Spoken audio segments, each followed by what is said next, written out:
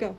Okay, so we just patched the inputs. We got Maddie working. Let's talk about patching outputs. Here's the good news. By default, this actually kind of works for you in your mix lab, and you shouldn't have much of a problem.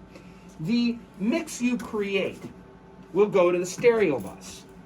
And the stereo bus, if you press the mix to monitors bus button, this puts your mix you're creating on the monitor bus. What's the monitor bus? That's what you use to feed your local speakers, and there is a volume control on the back.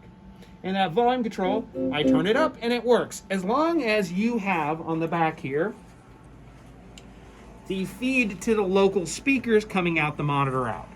There is no way to really break this. It just kind of works. If you've got, of course, in this room, you would have to have the volume up over here and the speakers on as well, and you'd have to have this selected to console. But if you have all that working, it should work. Now you can break it away. You can send this monitor out to other places. You could send it to the stage rack. You could send it to other output jacks on the back of the rack. And the way you do that is go to the Outputs tab. And now you're picking what you want to go where. And I've got, if I went to the front of house tab, I could say, look, I'd really want my monitor out, which is monitor. I could want it to go to patch 1 and 2, the XLR jacks on the back. I've just sent it there as well, right? But, so you can, or maybe you want the stereo bus output. Maybe you want to send this out of 2 XLR jacks here to go drive a PA. We could do that. Left is going to 3, right's going to 4.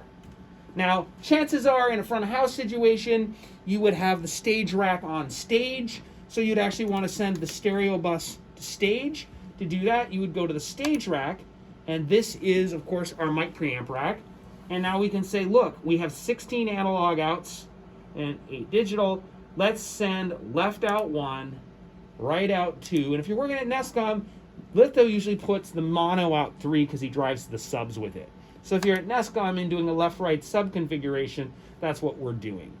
If you're doing monitor world and you wanted to have a whole bunch of mixes feed, different wedges on stage, you'd probably approach this differently. You would go to your aux tab and say, look, I want aux 1 to come out of output 1, and saying, do you want to disconnect the left bus? Yes, I do. Aux 2 is going to go to my second output, and I'm undoing the stuff I just did a moment ago, but now at this point it'll be fine. So I basically could go, look, hey, I've just routed 16 aux ins to 16 outputs on the back of the console. So now, in case you're confused, these 16 cards here are now fed by the 16 aux buses, and you're ready to do monitors. So it's a pretty simple patching system, wouldn't you say? There's more to this that you could play with, direct outputs, how to record off the rig while you're mixing. There's more things to explore, but at least the basic in and out patching is, in my opinion, the easiest out of all the consoles here at Nescom.